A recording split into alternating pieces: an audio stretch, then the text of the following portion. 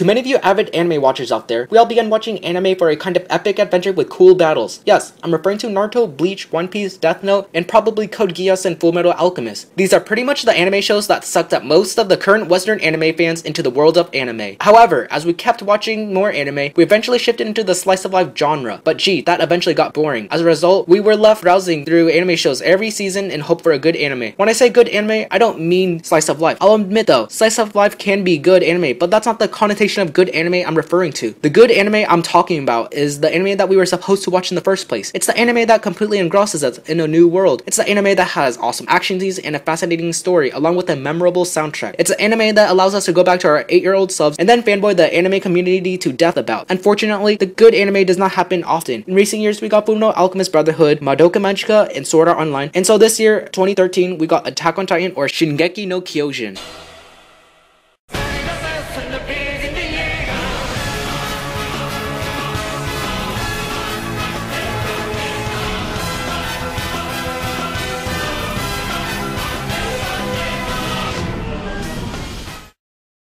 大して長くも生きてないけど、確信していることがあるんだ。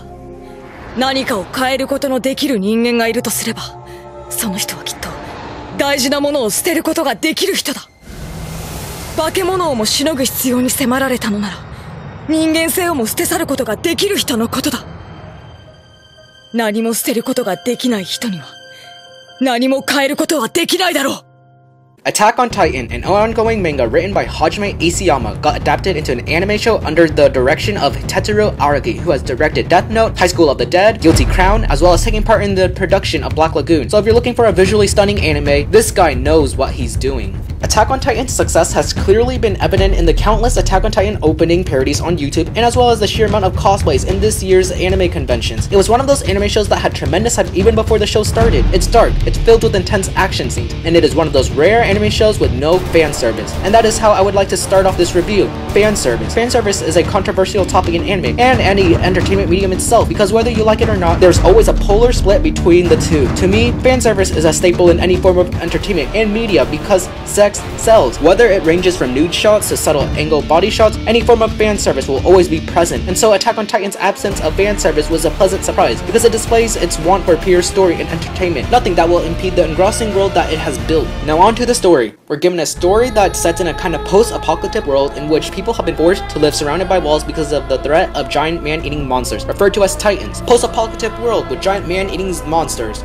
Well, that hasn't been done before. Basically, humanity is forced to live under the fear of the Titans, and so they do what they can, which ranges from defending the city or going out on missions in order to live normally again. We get to see the results of human life and how society functions when humans are overthrown from the top of the food chain. The show's debut did a magnificent job in creating an entire new world, embellished with awesome animation, a fascinating story, and a memorable soundtrack, aspects that change us into 8-year-old fanboys. While some parts in the show are very predictable, the creators took a simple, well-known idea and turned it into something magnificent. There are 3 main characters: Eren Yeager, an angry German kid who swore revenge on the Titans; Mikasa Ackerman, a Japanese who happens to be too close to her brother. Regardless, she is the strongest out of the 3 and most of the characters in the show. Her nature is, for the most part, quiet, tsundere, and mysterious. Then we got the English who cries himself to sleep, Armin Arlet.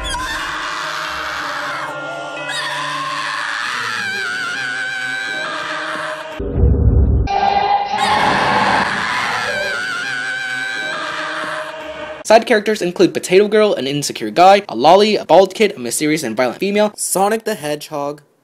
Wait. Sonic's the name, speed's my game.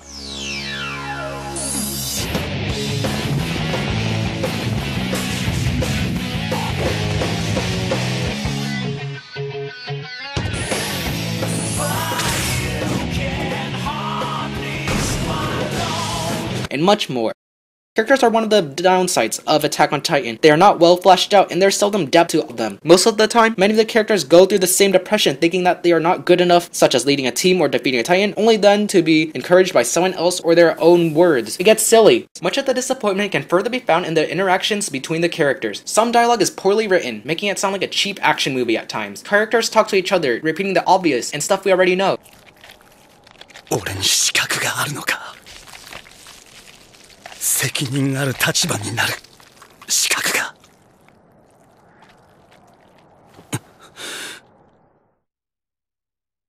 いや、違う。今なんだ。巨人が少しでもあそこに集中してる。今がチャンスなんだ。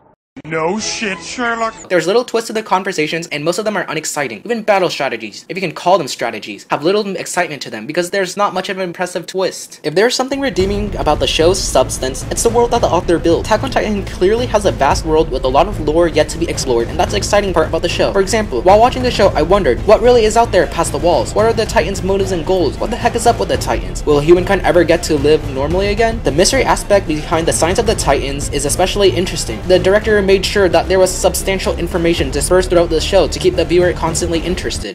I am mad scientist.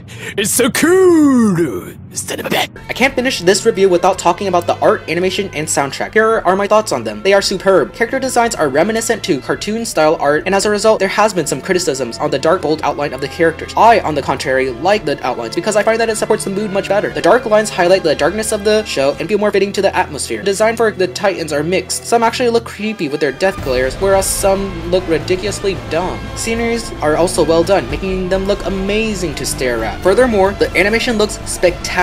Whenever the guys go Spider-Man in their 3D maneuver gears, you know that the animators are going to give us some over-the-top balls-to-the-walls jaw-breaking animation. Seriously, that animation. I really loved when the character started jumping on the rooftops or trees to kill the Titans because it just looked freaking amazing. And I also need to say that the animators know how to make scenes look epic. Everything is dramatized, added with epic music and clever camera angles and shots to make even putting down a rock look like one of the most epic things ever.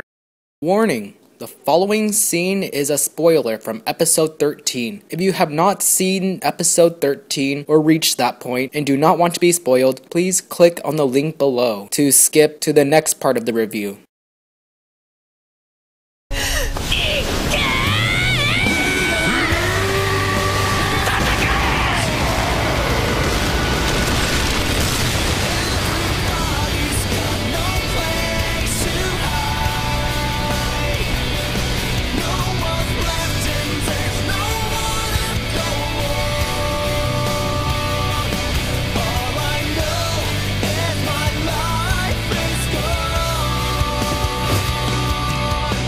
Allow me to let the epicness of that scene soak into your souls.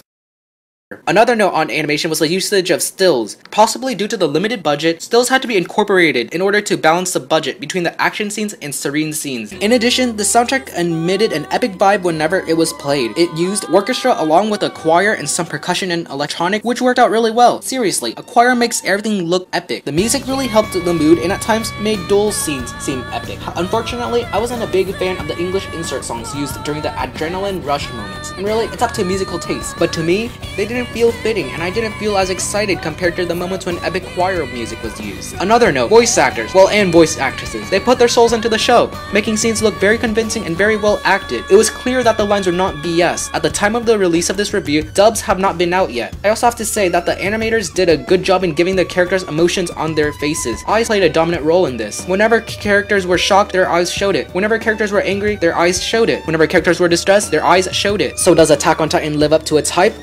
Kind of. Attack on Titan certainly was impressive, but the show had its throws during the first half. The show suffered from pacing in many episodes during the first half, as well as badly written dialogue, and a largely predictable plot. Regardless of the flaws, Attack on Titan is relatively one of the very good anime shows released compared to recent anime shows. It personally is an anime that I won't be afraid to recommend to one of my non-anime oriented friends. In addition, it created a boundless world that is surely asking for another season. And if that isn't enough, Attack on Titan is one of the shows that the studio put their best efforts and souls into. The art was consistently beautiful, making sure every little detail was not left out. Animation was perfected to movie-class budget during the action scenes. The studio made sure when scenes look epic that they really look epic. Voice actors put their hearts into their lines, and really, the studio put their utmost into giving a show for us to purely enjoy. It's a show that shouldn't be watched for deep, thorough analysis of society or deep symbolism, but rather, it's a show that should be watched for the aesthetic value of entertainment. And to those who watched Attack on Titan on a weekly basis and did not enjoy it, sucks to be you because the show is meant to be marathon.